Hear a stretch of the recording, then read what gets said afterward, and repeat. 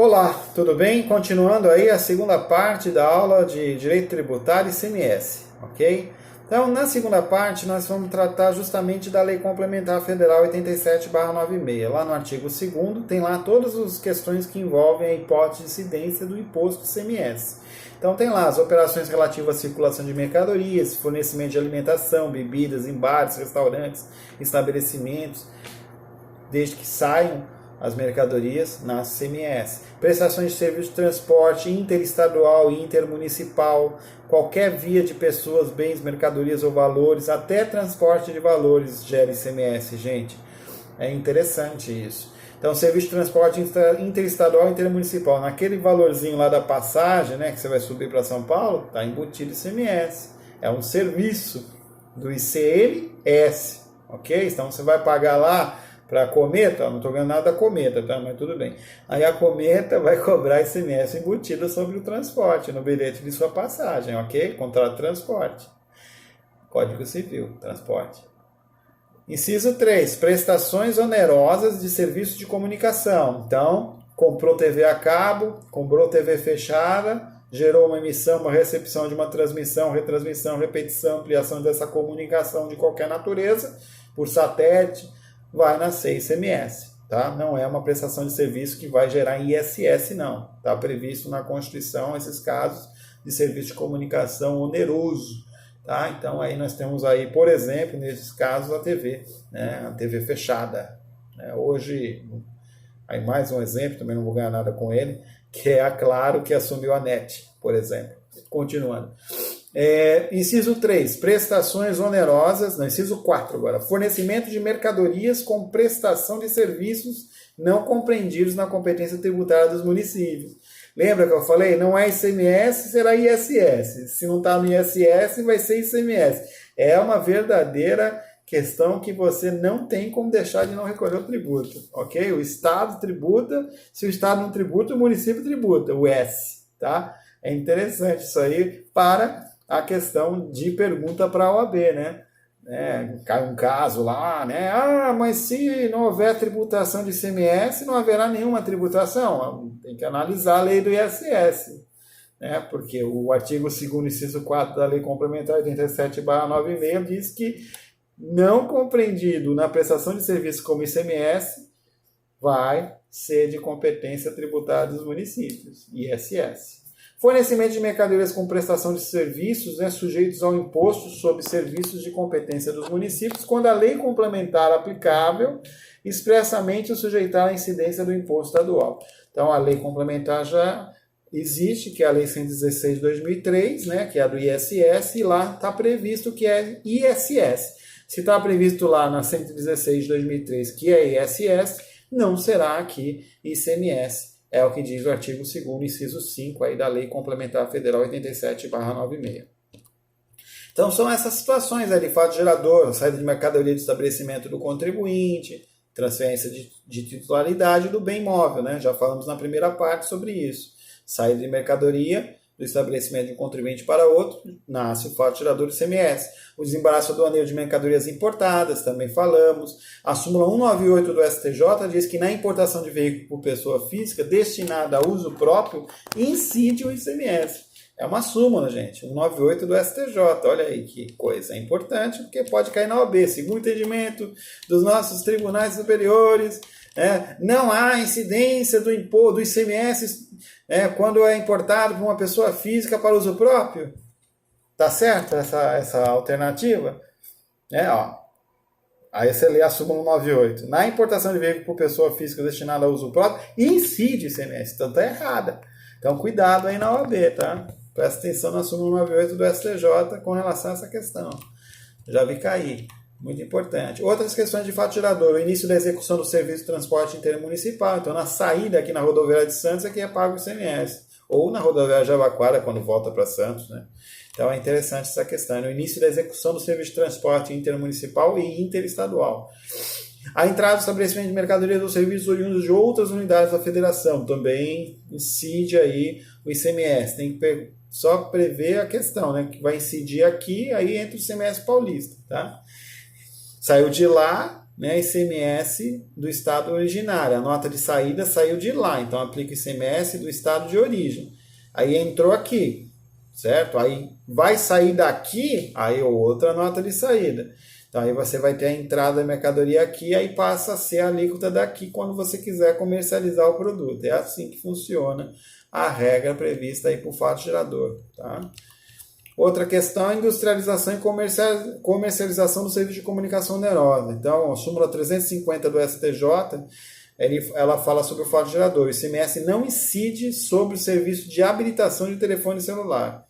Que antigamente tinha que habilitar o livre, né? Para quem aí é mais experiente, tinha aquele lindo celular, né? Aquele lindo aparelho de telefone que era o livre, um tijolo. Você ficava nervoso, você podia jogar em alguém, né? Que causava uma lesão corporal. Brincadeira, tá, gente?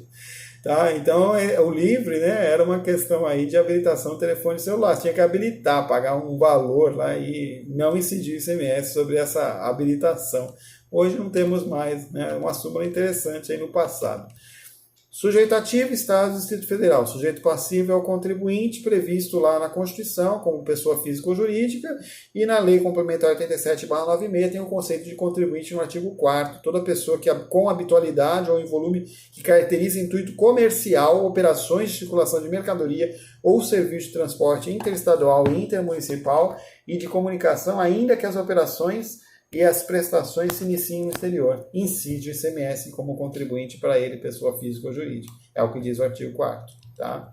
Da Lei Complementar 87/96. Então, tem todas as situações aí do artigo 4º, parágrafo único, né? Quem é o contribuinte? Importador de bens de mercadoria, destinatário de serviço prestado no exterior, cuja prestação se tenha iniciado no exterior, contribuinte que adquiriu um bem em licitação, ou um bem apreendido, abandonado, né, em leilão, compra judicial, compra por meio de licitação, tudo isso tem ICMS, gente. Contribuinte que adquiriu, né, um lubrificante no posto de gasolina, aí é contribuinte de ICMS. Então, são todas as questões aí de fato gerador, tá? Tudo que é mercadoria. Comprou uma coxinha lá na cantina da faculdade, pronto, nasceu ICMS. Indireto, você nem sente, né? Come a coxinha, ela desce aqui. Aí tem um azedinho, né? O azedinho da coxinha não é o tempero do frango, e sim o ICMS, ok? Base de cálculo é o valor do preço, né? Consta na nota. Sobre a nota se aplica lá o montante do valor, o valor dos seguros, o valor do frete, também são cobrados, o ICMS, tá? É tudo cobrado, tá? Até sobre o frete, ó, montante dos valores de seguro, de frete e de outros encargos cobrados ou transferidos aos adquirentes, também será cobrado ICMS. No artigo 8º da Lei Complementar tem essa previsão no inciso 2, a linha B. Interessante isso. Então, base de cálculo, né, o valor do preço, e aí embutido nele o frete, o valor do seguro, o valor da operação, incluído o valor do intermediário que vai cobrar, a margem do valor do lucro. Então, tudo isso nós temos como base de cálculo do ICMS.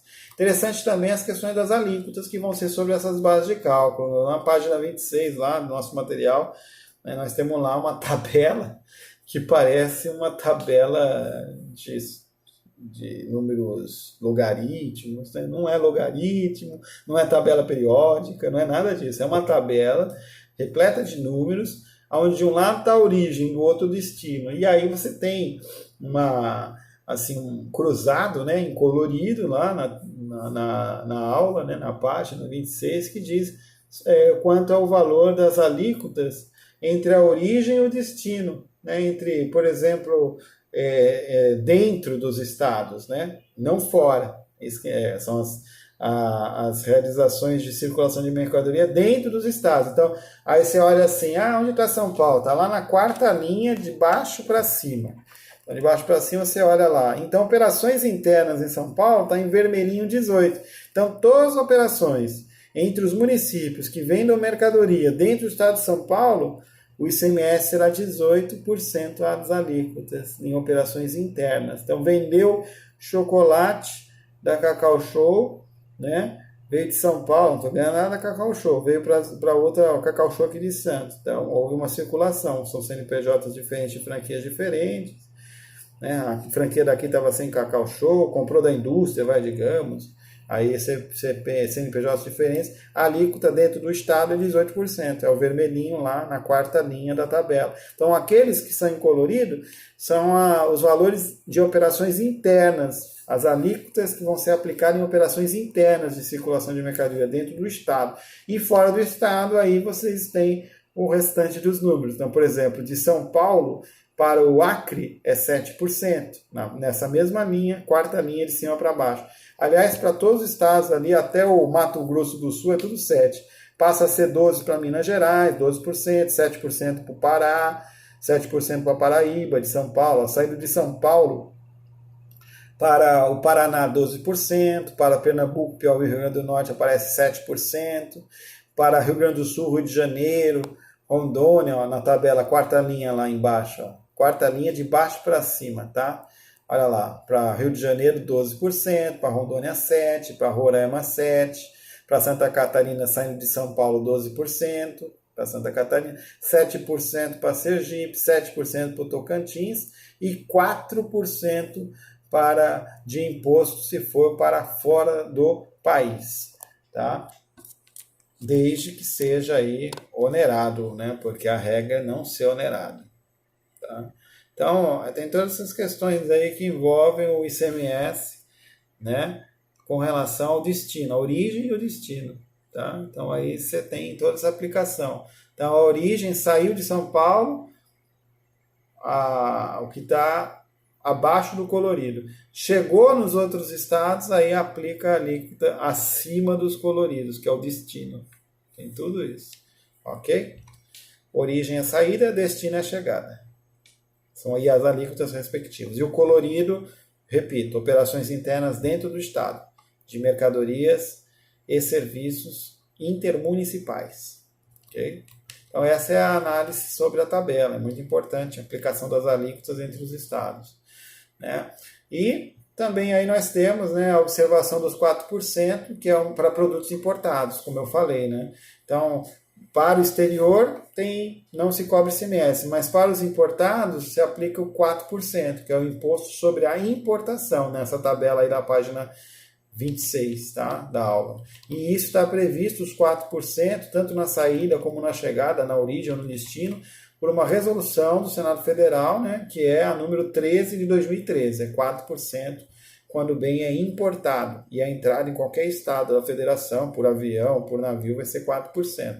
Tá? Resolução Federal número 13 de 2012. Lembram? O Senado Federal é que tem esse poder, né? Já falamos na primeira parte da aula. É interessante isso, também pode ser que caia na OAB, tá? E ainda temos as considerações do diferencial de alíquotas, né? Como é que funciona isso? Os valores de diferentes alíquotas. Então, eles são fixos de acordo com a região do país. Vocês perceberam aí na tabela, na página 26, que 7% para as regiões Norte, Nordeste, Centro-Oeste e para o estado do Espírito Santo. 12% para as regiões Sul, Sudeste, com exceção do estado do Espírito Santo. Então, esses são os valores aí de saída, por exemplo, de São Paulo para esses estados aí dessas regiões. Então, a dúvida que vai ficar na nossa cabeça e principalmente na cabeça dos empresários, né? Não na nossa. Vocês estudantes até têm essas dúvidas, mas vamos lá. Qual estado tem direito a esse valor? Então, o estado de origem da mercadoria. Então, o estado de destino, essa questão foi resolvida em 2015 pelo Conselho Nacional de Política Fazendária, o CONFAS. Então, naquele ano ficou decidido o quê? Que a partir de 2016 seria implantado um calendário na partida gradual dessa diferença de alíquotas. Até a partir de 2019, 100% do valor passa a ser recolhido para o estado de destino e não mais o de origem. Tá? Então, tem essa mudança aí com relação ao recolhimento do diferencial de alíquota, que é justamente a diferença. Um lugar é 7, o outro é 12, e a diferença da alíquota? Quando vai se pagar a diferença onde chegar a mercadoria, o estado de destino da mercadoria. Tá? Então, aí nós temos a questão do DIFAL e o Conselho Monetário aí, né, da Política Fazendária Nacional, o CONFAS, definindo a situação a partir de 2019, ano passado. Tá? Para ser recolhido no estado de destino, a diferença entre alíquotas entre estados, nas circulações de mercadoria e serviço entre estados.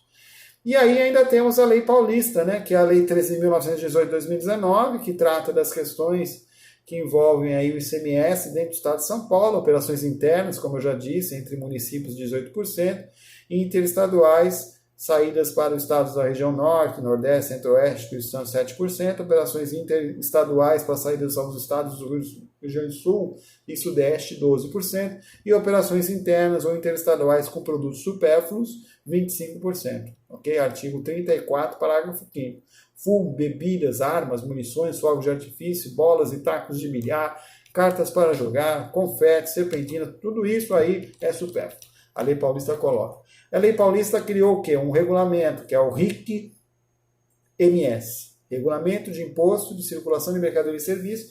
Foi aprovado o decreto 45490, e nesse decreto temos lá, em 30 de novembro de 2000, atualizado até os dias atuais, e não só até 2012, as disposições principais, e aí elas são divididas em disposições básicas, sujeição passiva por substituição, da suspensão do diferimento, diversas atividades em regimes especiais e ICMS, a administração tributária, que vai realizar as fiscalizações, os processos administrativos, fazendários do Estado de São Paulo. Aí tem o livro 5, disposições finais e das transitórias, e ainda tem o livro 6 desse regulamento, que é enorme, do Estado de São Paulo.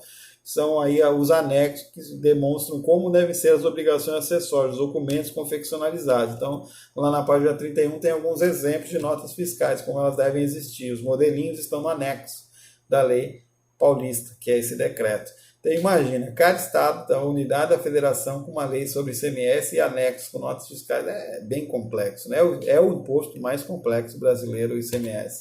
E o de maior tributação também.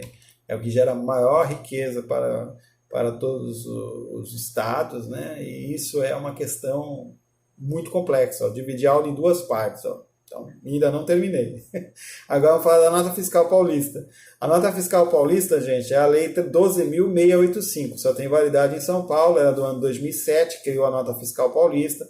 Tem toda a questão lá dessa criação, que é um programa de estímulo à cidadania fiscal. O artigo 1º prevê essa questão da cidadania fiscal, um acréscimo em arrecadação, né, e um estímulo, porque, na verdade, quem pede a nota fiscal de paulista ainda tem direito aí a abater, né, o valor dos créditos em impostos estaduais, no próprio ICMS, ou reverter no IPVA, ou ainda no imposto de omissão causa-mortes, no caso de evento de morte do seu ente querido, aí, como decujus, né?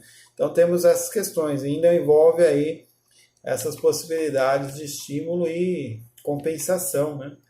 E valores a receber, né, também, de crédito fiscal. Pode até ser recebido o valor de ICMS que você informou na nota fiscal paulista. Então tem todas as questões lá, com alterações, né, dessa legislação da nota fiscal paulista, que tem aí como origem a lei 12.685 de 2007, com diversas alterações até os dias atuais, para falar sobre o programa de estímulo à cidadania fiscal, e isso até vem a atingir sorteio de prêmios, né?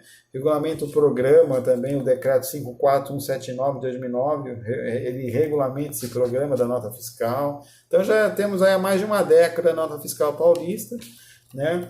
Uma importante lei que traz aí o artigo 2º das pessoas que, quando adquirem mercadorias, bens ou serviços de transporte interestadual e intermunicipal, podem fornecer o CPF, e aí farão jus a recebimento de crédito do Tesouro do Estado. O valor correspondente está no artigo 3º. 30% do ICMS em cada estabelecimento que tem efetivamente recolhido será distribuído como crédito entre os respectivos adquirentes de mercadorias. 30% é o valor correspondente do crédito. Ok? Previsto no artigo 3º, crédito de ICMS da nota fiscal paulista. Tá? Essa redação aí foi dada pela Lei 12.943 de 2008, que alterou aí algumas questões da lei original 12.865 de 2007, Lei Paulista, tá? Só no estado de São Paulo. E aí nós temos duas questões interessantes de ICMS para falar no finalzinho da aula. Uma que é uma questão de um contexto do STF, o recurso extraordinário 917950, que valida a Lei Paulista, que prevê ICMS na importação de carro por pessoa física. Existia aí pessoas contribuintes individuais que estavam ainda querendo a questão de não cobrar, de não ser pago, né, ICMS, e aí o recurso extraordinário sedimentou essa questão, né? Tem toda a decisão aí na aula, Gilmar Mendes, Toffoli, em 2017, 5 de dezembro de 2017, entenderam que a Lei Paulista 11.001/2001 deve ser entendida como de eficácia contida, pois dependente da Lei Complementar 87/96 tem validade de ser aplicado nas questões que envolvem o ICMS na circulação de mercadoria de carro, pessoa física comprando, né, o bem que vem do exterior. Tá? E a outra questão é o STF invalidar a lei paulista que aumentava o repasse de ICMS para municípios com restrição ambiental. Essa é uma questão também bem interessante do STF, é uma ação direta de inconstitucionalidade, a 2421, tem lá a referência, né, página 37. Então, olha lá que interessante. Por unanimidade, o plenário do Supremo Tribunal Federal, do STF, declarou inconstitucional a lei do Estado de São Paulo.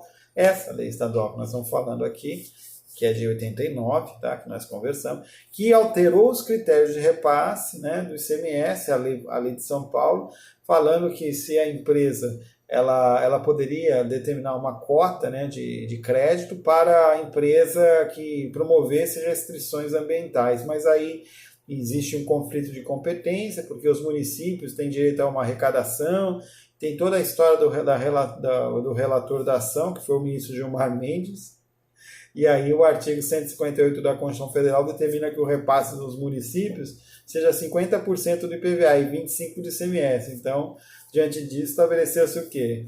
Que esse percentual de IPVA deve ser partilhado com os municípios em função dos veículos licenciados em seus territórios. Aí, no caso do ICMS, no mínimo 3/4 de cada cota parte devem ser repassados, com base no critério do valor adicionado nessas operações.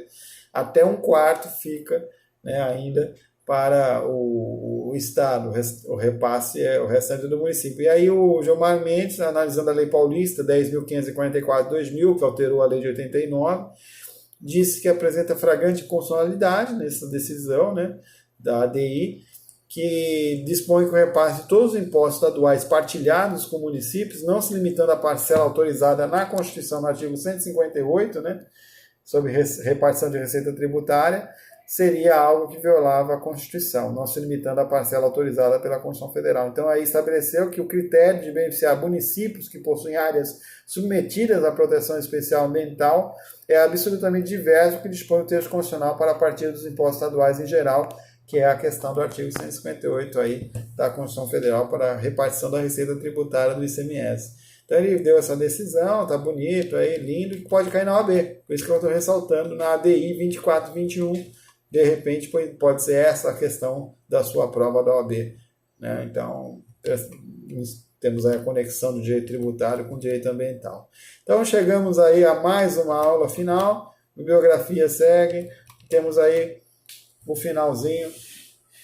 Tá? Então, qualquer dúvida, teremos aí em breve a continuação com impostos municipais. Até a próxima!